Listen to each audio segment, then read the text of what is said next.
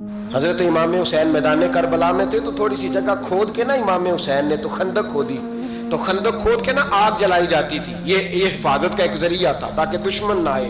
तो इमाम हुसैन ने अपने खैमे के सामने खंदक खोद के उसमें आग जलाई ताकि पर्दा रहे, औरतों के पास को दुश्मन ना आए। तो एक शख्स सामने खड़ा होकर कहने लगा, हुसैन तूने दुनिया में ही आग जला ली है।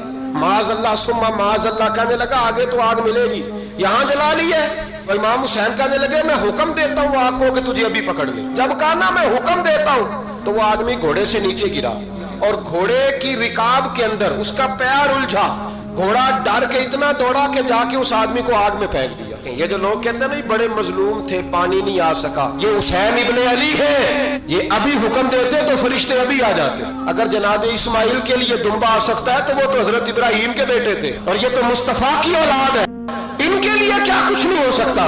लेकिन इमाम हुसैन ने पसंद किया था करबला के जिहाद।